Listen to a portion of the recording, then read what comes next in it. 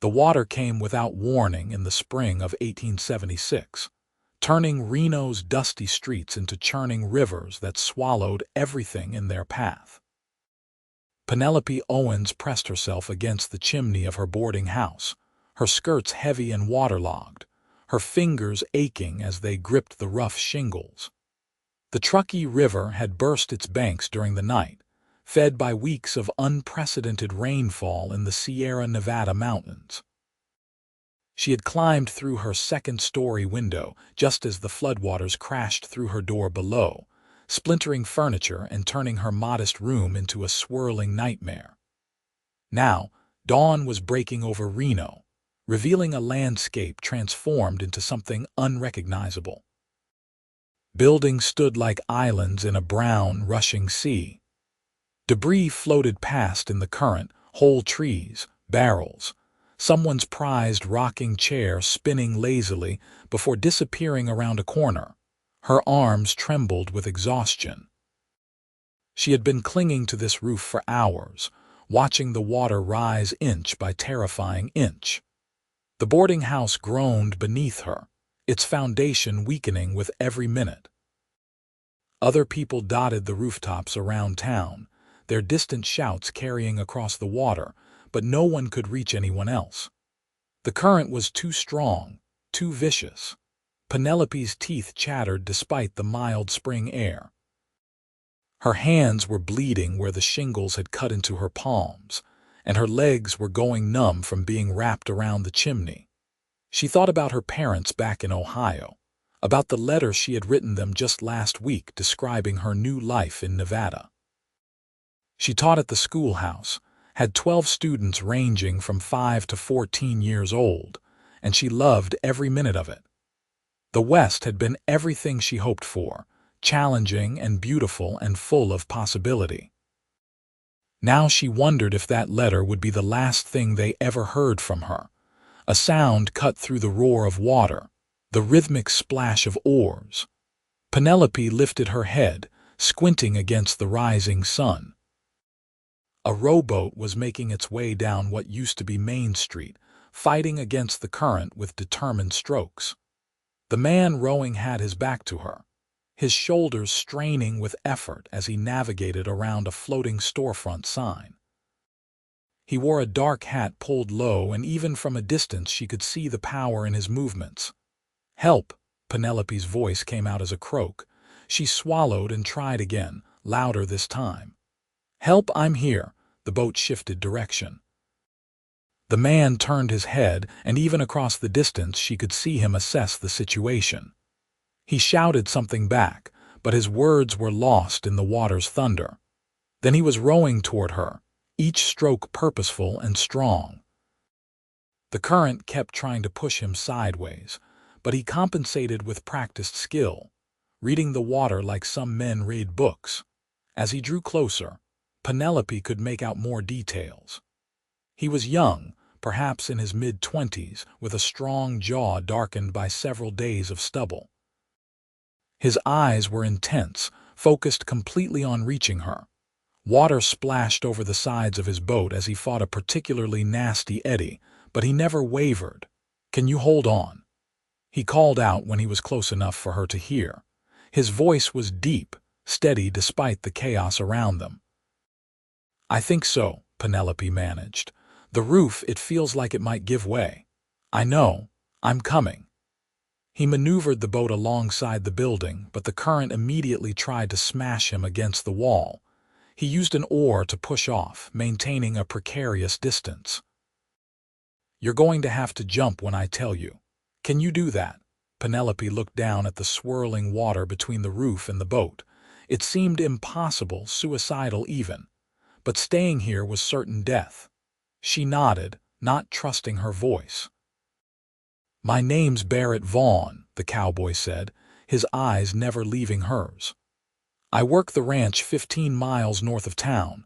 I need you to trust me, miss. I've got you." Something in his voice steadied her shaking hands. Barrett brought the boat as close as he dared, timing the current's rhythm. The boarding house gave an ominous crack, and Penelope felt the roof shift beneath her. "Now," Barrett shouted. Jump now, Penelope didn't think. She pushed off from the chimney and launched herself toward the boat.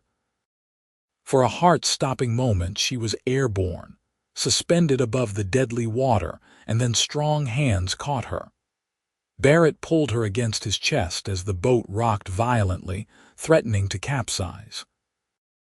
He shifted his weight expertly, keeping them balanced.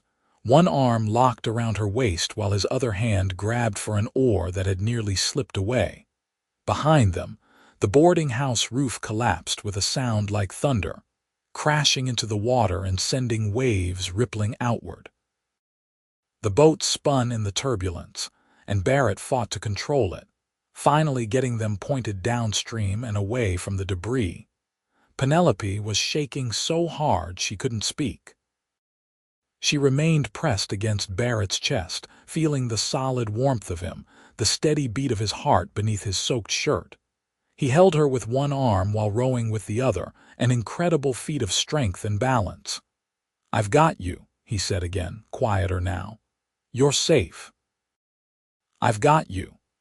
It took several minutes before Penelope could pull herself together enough to sit up properly. Barrett immediately shifted to give her room, though his hand remained at her back to steady her. Up close, she could see that his eyes were a striking blue-gray like storm clouds over the mountains. His face was lean and weathered by sun and wind, handsome in a rugged, unpolished way. "Thank you," she finally managed. "I thought I was going to die up there. Not on my watch." Barrett gave her a slight smile, then turned his attention back to navigating. "We need to get to higher ground. The eastern edge of town should be clear. Can you bail water? There's a tin cup under the seat." Penelope found the cup and started scooping water out of the boat. Her hands were still shaking, but the activity helped calm her nerves. They worked in synchronized silence, Barrett rowing and steering while Penelope kept the water level down. Around them, Reno was barely recognizable. The saloon where she sometimes took her students for ice cream on special occasions was underwater to its second story. The general store had lost its entire front wall and goods were floating out into the current. "How bad is it?" she asked. "The whole town. Bad enough. The Truckee hasn't flooded like this in living memory. Some folks made it to high ground when the rain started yesterday, but others got trapped like you." Barrett's jaw tightened. "I've been rowing since before dawn, pulling people out where I can. You came into town during the flood. Had to. My ranch is on higher ground, but I knew Reno would be hit hard." He paused his rowing to navigate around a floating wagon. Couldn't just sit there doing nothing. Penelope studied him as he worked. His clothes were completely soaked, and he had to be exhausted from hours of rowing against the current, yet his strokes never faltered. There was something deeply decent about this man, something that made her chest feel warm despite the cold water and fear. They reached the eastern edge of town where the land rose sharply. A crowd of people had gathered there, refugees from the flood huddled together on dry ground. Barrett guided the boat onto the muddy shore, and immediately several men rushed forward to help pull it up and assist Penelope out. "Thank God, another survivor," an older woman said, wrapping a blanket around Penelope's shoulders. "Come sit by the fire, dear. You look frozen through." Barrett was already pushing the boat back toward the water. Penelope caught his arm. "Wait, you can't go back out there. You need to rest. There are still people trapped." His eyes met hers and she saw the determination there, unyielding as granite. "I have to go back. Then let me help. I can bail water, help you spot people." The words came out before Penelope fully thought them through, but she didn't take them back. "You need someone with you. It's too dangerous." "It was too dangerous when you came to save me." Penelope lifted her chin. "I'm a good swimmer and I have sharp eyes. I can help." Barrett studied her for a long moment, then he nodded once, sharp and decisive. "Get in." They spent the next 6 hours rowing through Reno's flooded streets. Penelope proved her worth quickly. spotting a family trapped in an attic and an elderly man clinging to a tree that Barrett would have missed. Her fingers grew raw from bailing water, and her whole body ached, but she never complained. Barrett rowed with mechanical efficiency, only speaking to give directions or call out to survivors. Together, they pulled 17 more people from the flood, ferrying them back to the high ground in groups of 2 or 3. The sun was past its zenith when Barrett finally guided the boat back to shore for the last time. The water had stopped rising and seemed to be slowly receding. Every muscle in Penelope's body screamed as she climbed out of the boat. Barrett looked equally exhausted, his face gray with fatigue beneath his tan. "You did good work today," he said as they walked up the muddy slope. "Real good work. We both did." Penelope stumbled, and Barrett caught her elbow, steadying her. The touch sent an unexpected jolt through her, something beyond simple gratitude or exhaustion. The refugees had organized themselves into an impromptu camp. Several men had gone to surrounding ranches to get supplies, and now there were tents being erected and cooking fires started. The older woman who had given Penelope the blanket earlier hurried over with bowls of hot soup. "You two are heroes," she declared. "Absolute heroes. Now sit down before you fall down, both of you." They sat together on a log someone had dragged over near one of the fires. Penelope's hands shook so badly that Barrett had to steady her bowl for her first few sips.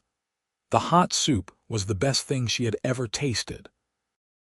"I'm Penelope Owens," she said after a while. "I teach at the schoolhouse, or I did before this. Barrett Vaughn. I run cattle north of here." He paused. "Well, I work for the man who runs cattle. I'm foreman at the Double V Ranch. How did you learn to handle a boat like that?" "That wasn't ordinary rowing. Grew up in Missouri, along the Mississippi. Been handling boats since I could walk." Barrett set down his empty bowl and stretched his shoulders, wincing. "Came out west 5 years ago looking for work and fell in love with the country. Never thought those river skills would matter again." They fell into easy conversation, the kind that sometimes happens between people who have been through something intense together.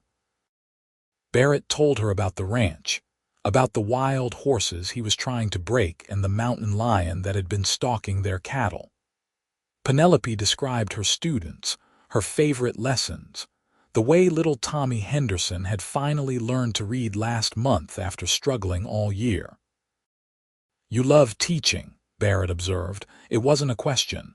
"I do. Back in Ohio, women teachers aren't exactly celebrated, but out here, people are so grateful for education that they treat me with real respect." Penelope looked out at the flooded town. "I just hope the schoolhouse survived. If it didn't, they'll build another. Reno's tougher than it looks." As evening fell, someone produced a guitar and started playing. Others joined in singing, voices rising in the gathering darkness. It was a strange sort of celebration. Refugees from disaster creating moments of joy despite their losses. Barrett stayed close to Penelope, and she found herself acutely aware of his presence, the warmth of his body next to hers on the log. "You should try to sleep," he said eventually. "It's been a hell of a day. What about you? I'll keep watch for a while, make sure the water doesn't rise again." Penelope wanted to protest, but exhaustion crashed over her like a wave. She found a space in one of the tents where several other women were already sleeping and lay down on the blankets someone had provided. Despite her tiredness, sleep was slow to come. Her mind kept replaying the day, especially those moments in the boat with Barrett. The way his eyes had never left hers when he told her to jump. The strength in his arms when he caught her. The quiet competence with which he had rode through danger again and again. She had only just met him, yet something fundamental had shifted inside her.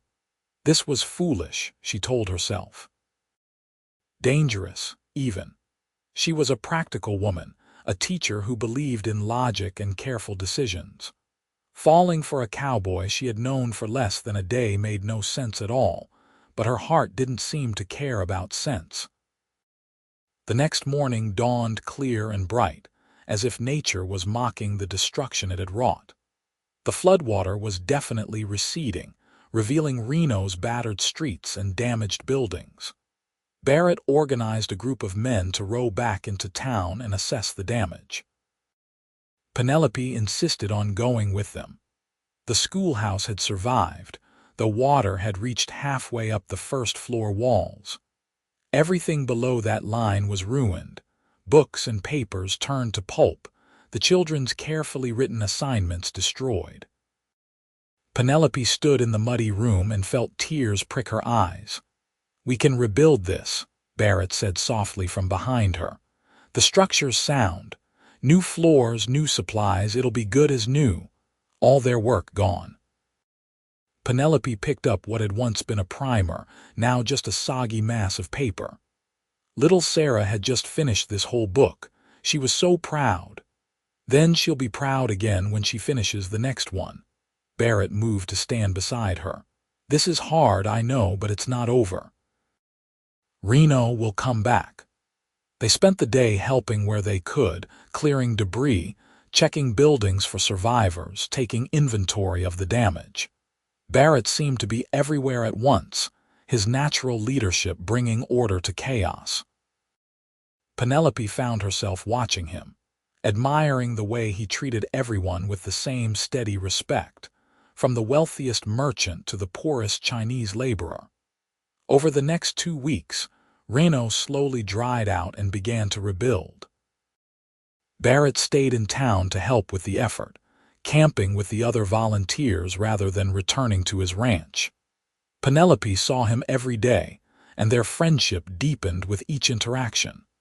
They worked side by side clearing the schoolhouse, scrubbing walls and pulling up ruined floorboards. They shared meals around the community fires at night, talking for hours about everything and nothing.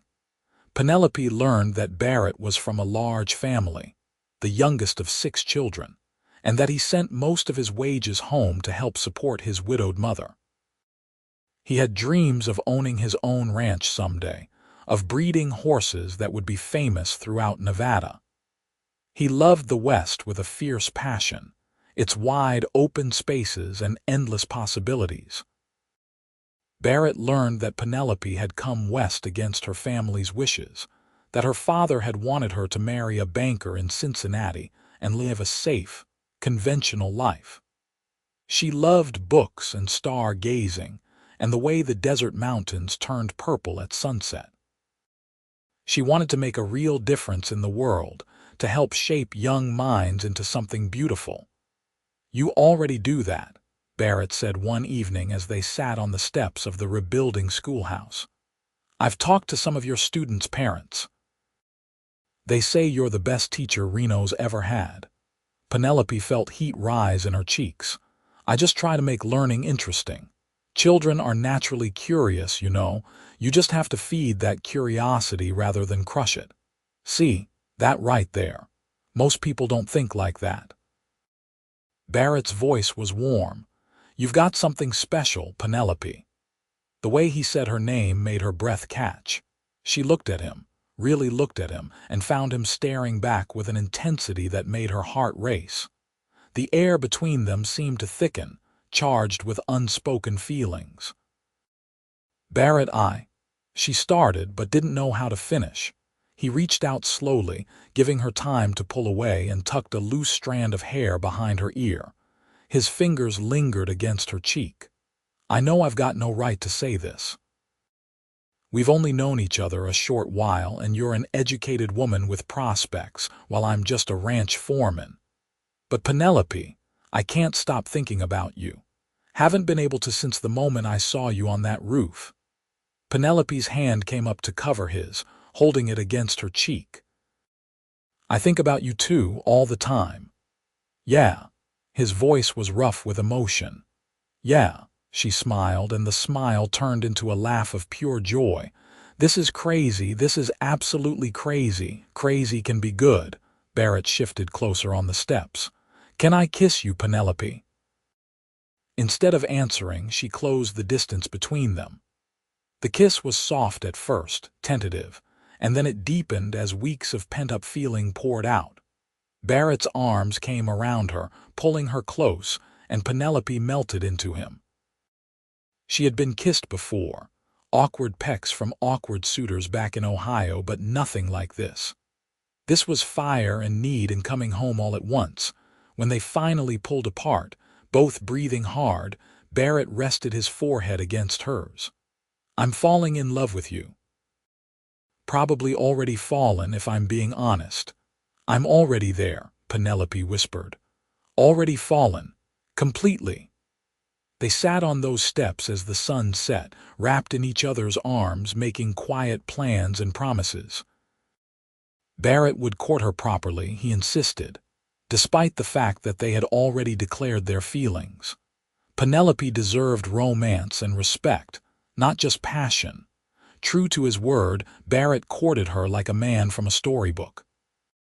He brought her wildflowers picked from the hills, took her on evening walks along the river now safely back in its banks, came to watch her teach, and sat in the back of the schoolhouse with obvious pride.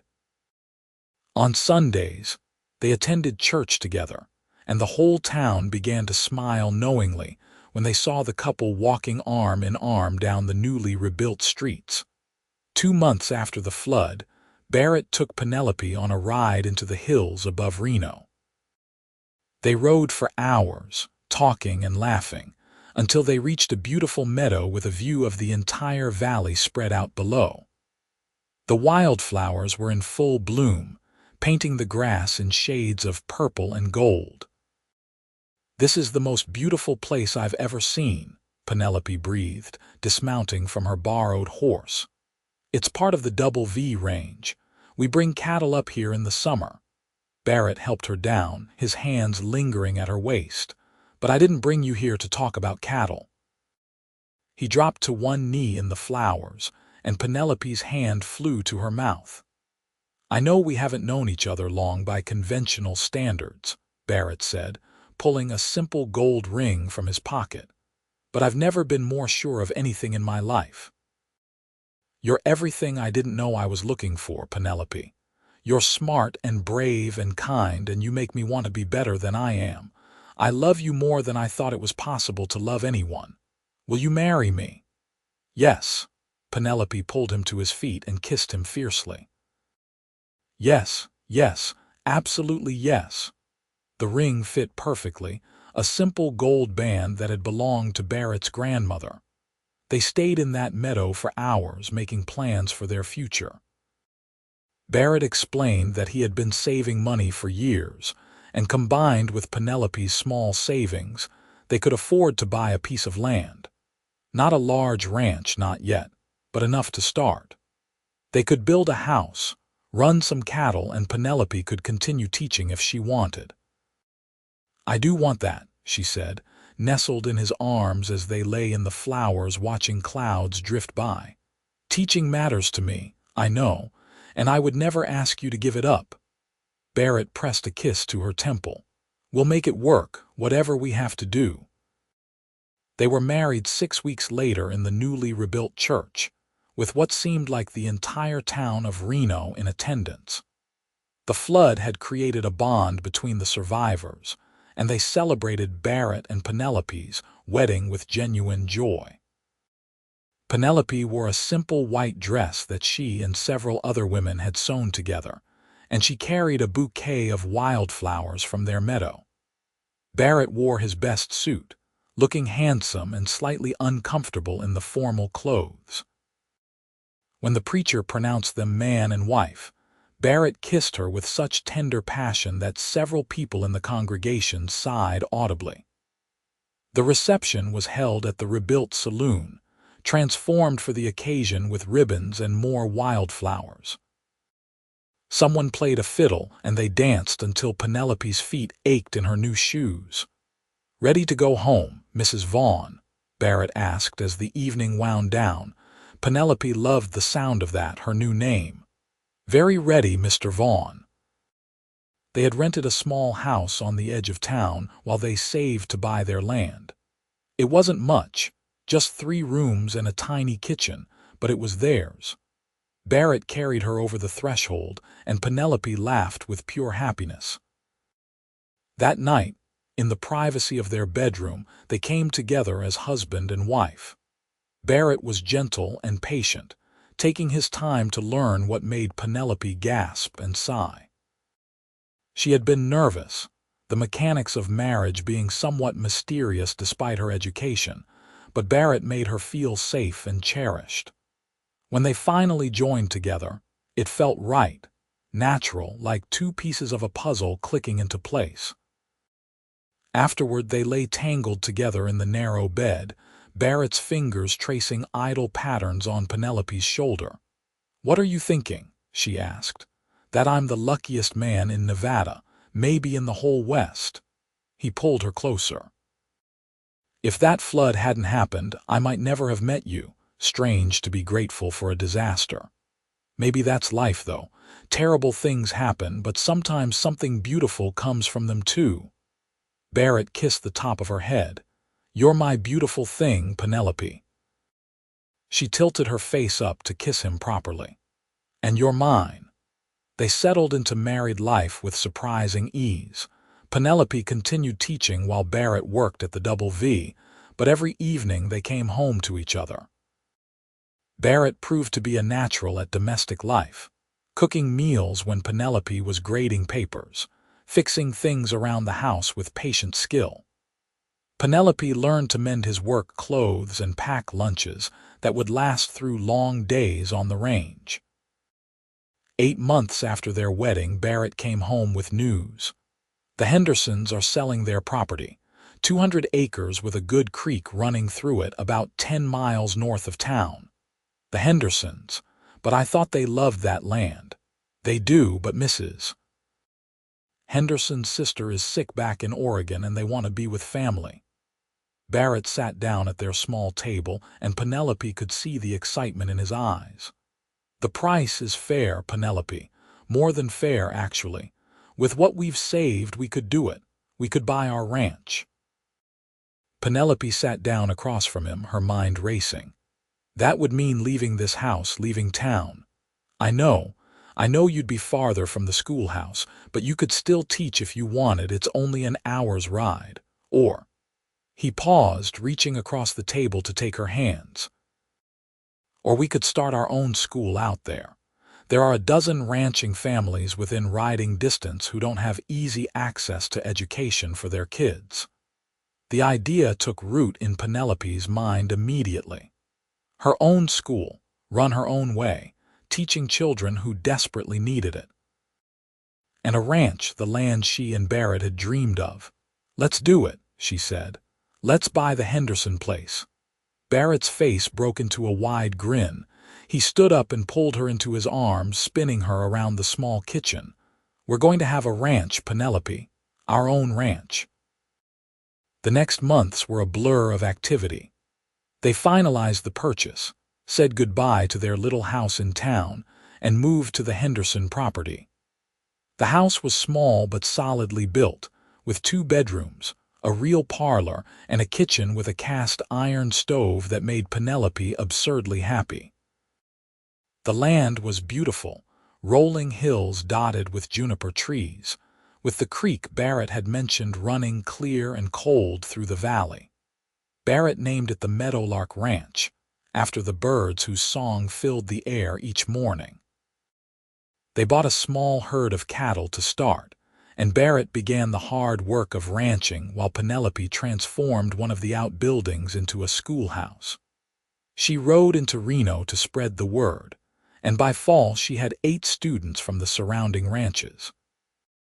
Life was harder than it had been in town, but also more rewarding. Penelope taught in the mornings and worked on the ranch in the afternoons, learning to ride herd and mend fences alongside her husband. Barrett built furniture for their home in the evenings, his skilled hands crafting a beautiful headboard for their bed and a table for Penelope's schoolroom. They fell into bed exhausted each night and woke each morning eager to face the new day. 2 years after they bought the ranch, Penelope discovered she was pregnant.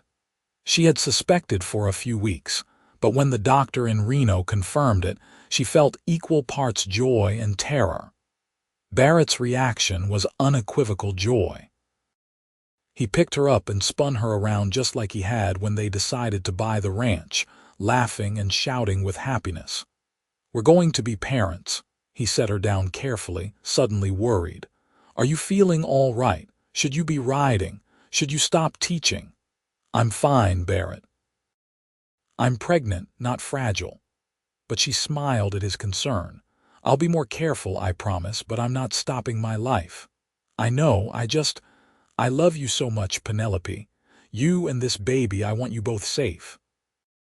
Their son was born in early March of 1879, during a late winter storm that seemed determined to rival the famous flood.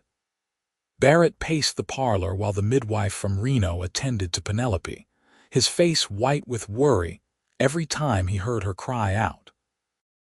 But when the midwife finally emerged with a squalling bundle, and he was allowed into the bedroom to see his wife and child, all the fear melted into wonder. "He's perfect," Barrett whispered, carefully holding the tiny baby. "Absolutely perfect. What should we name him?" Penelope asked, exhausted but glowing. They had discussed names for months but never quite decided. Now, looking at their son's red face and shock of dark hair, Barrett said, "What about Daniel? After your father?" Penelope felt tears prick her eyes. Her father had passed away the previous year, having finally reconciled with her decision to marry a cowboy and move west. "Daniel Vaughn. I love it." Baby Daniel thrived, growing chubby and happy on his mother's milk. Penelope took a break from teaching that spring to focus on him. But by summer, she had worked out a system where she could bring him to the schoolhouse and have him sleep in a cradle while she taught.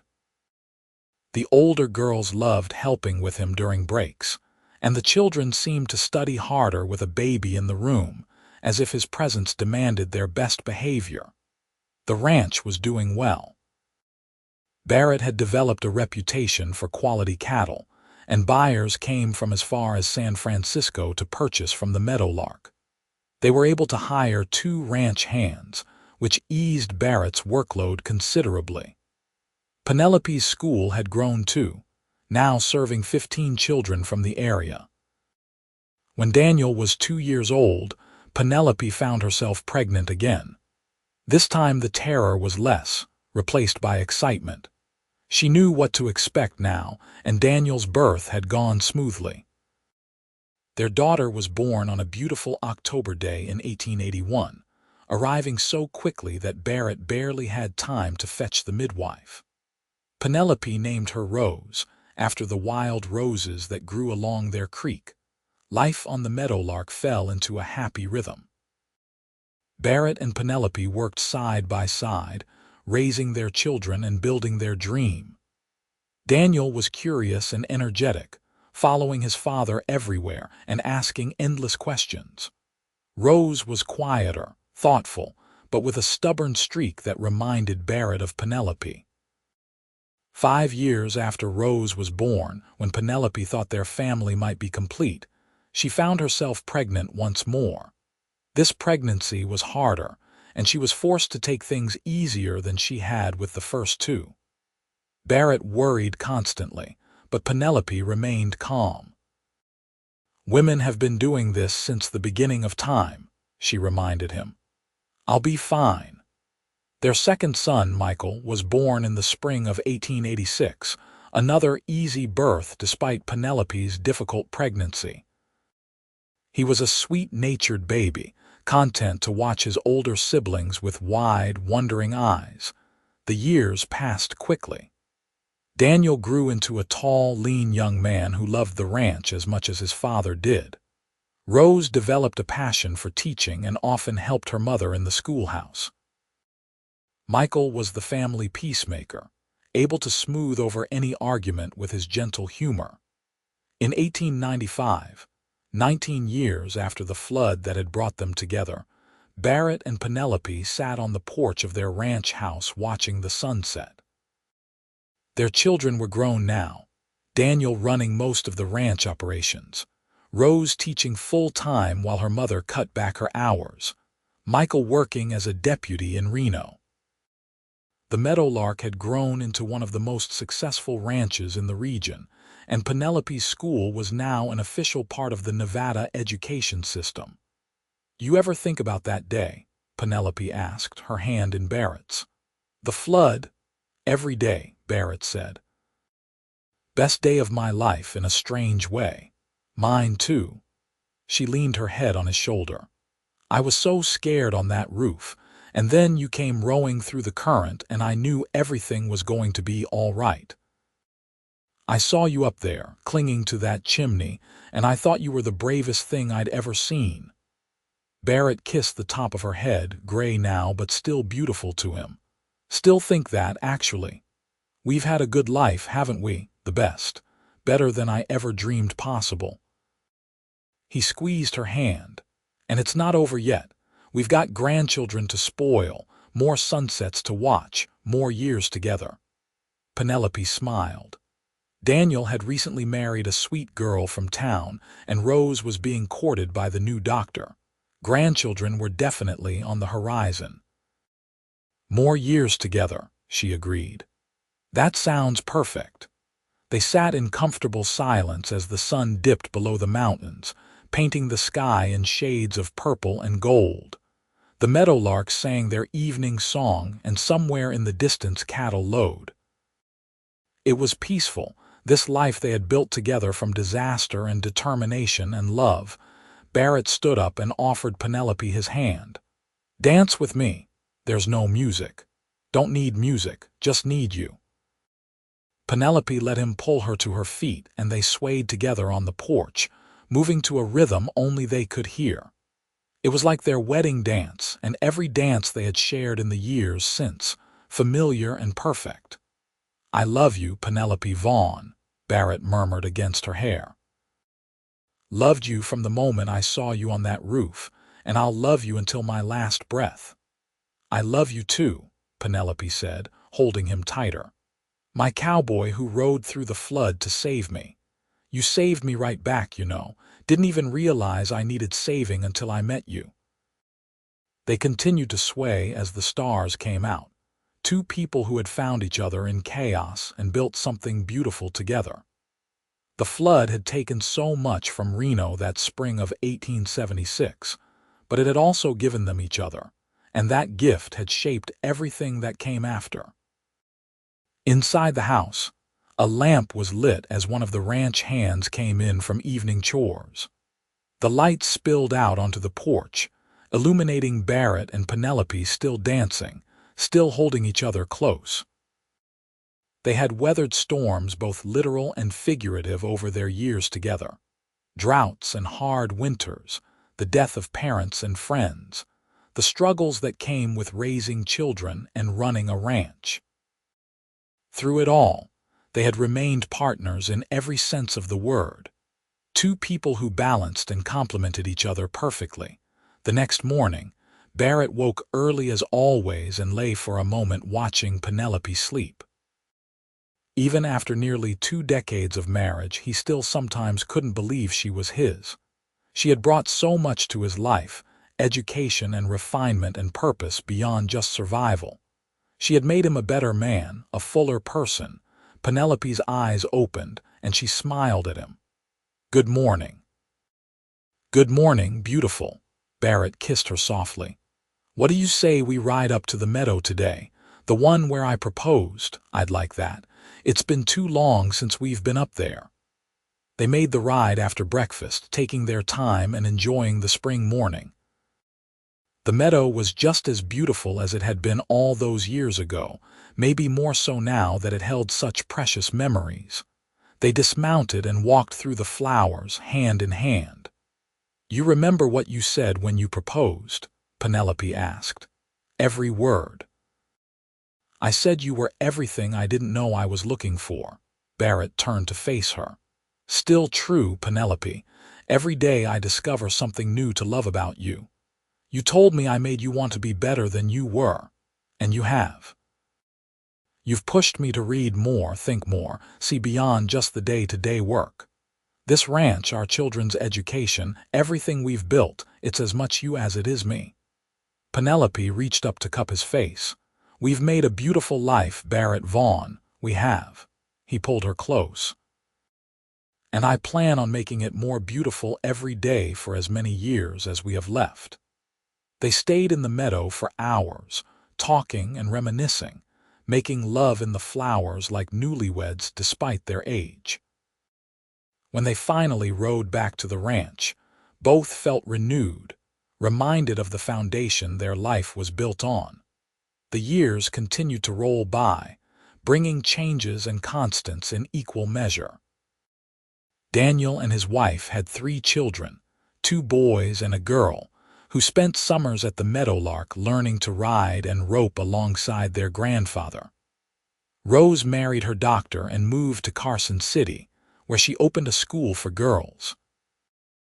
Michael eventually took over as sheriff of Reno, married a widow with 2 children, and added 2 more of his own to their blended family. Barrett and Penelope watched their family grow with deep satisfaction. They scaled back their work gradually, hiring more help for the ranch and the school, but they never fully retired. The work was too much a part of who they were. In 1900, 24 years after the flood, Reno held a celebration to mark the new century. The whole town turned out, including many of the survivors from that terrible spring day. Barrett and Penelope attended, now silver-haired and moving a bit more slowly, but still holding hands like young lovers. "Look how far we've all come," Penelope said, surveying the rebuilt town. It was unrecognizable from the disaster zone they had rode through. Electric lights were going in on some streets, and there was talk of a new railroad spur. "Progress," Barrett agreed, "though I sometimes miss the simpler days." "Do you really?" he considered, then shook his head. "No. Not if it meant not having what we have now. Our children, our grandchildren, this community we're part of. I wouldn't trade any of it." During the celebration, the mayor gave a speech honoring the heroes of the flood. He called out Barrett by name, asking him to stand and be recognized for his bravery that day.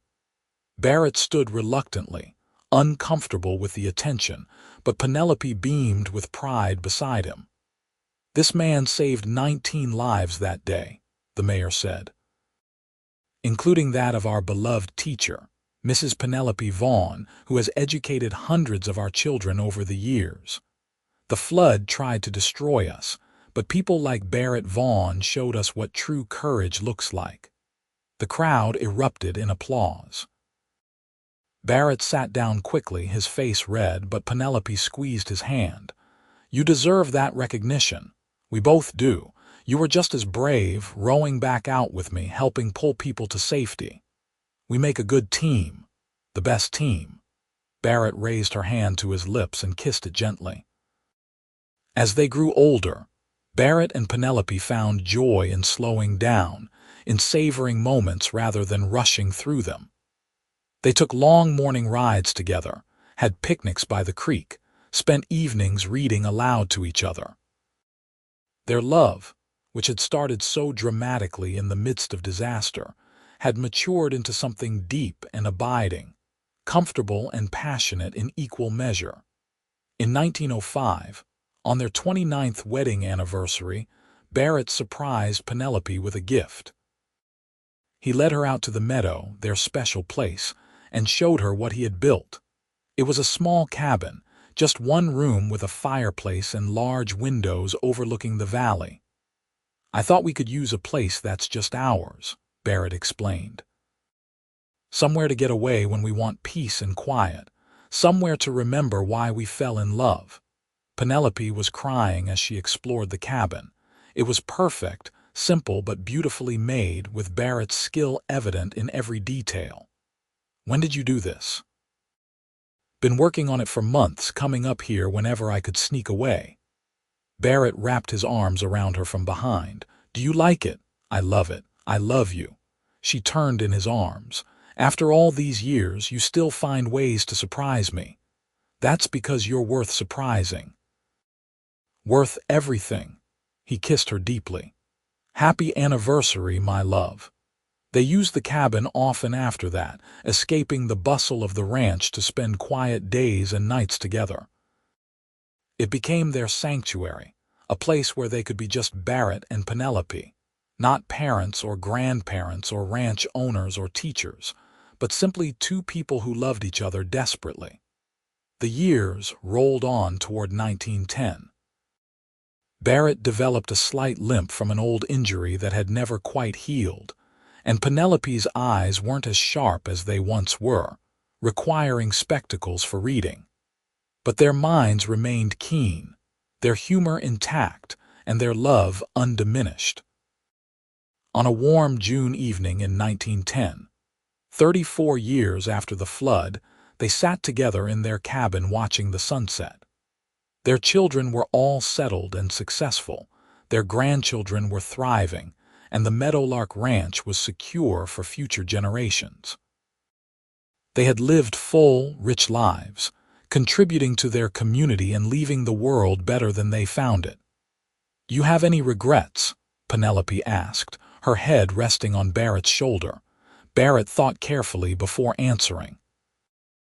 "I regret the time before I met you because I was only half alive then, but everything after, no regrets at all. Not even the hard times, the drought of '89, when we almost lost the ranch, not even then.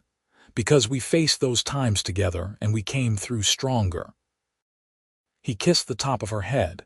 "Every moment with you has been a gift, Penelope, even the difficult ones." "I feel the same way."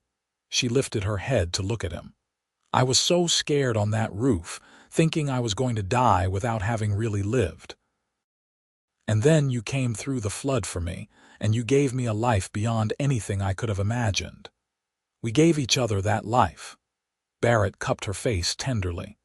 "I was just a cowboy with simple dreams before you. You showed me that life could be richer, fuller, more meaningful." They kissed as the sun set, their hearts as full as they had been on their wedding day. The meadowlarks sang their evening song, and in the distance, they could hear the ranch coming alive with nighttime sounds. This was home. This was family. This was love that had lasted and grown and become the foundation for everything good in their lives. Barrett and Penelope lived many more years together, growing old gracefully side by side.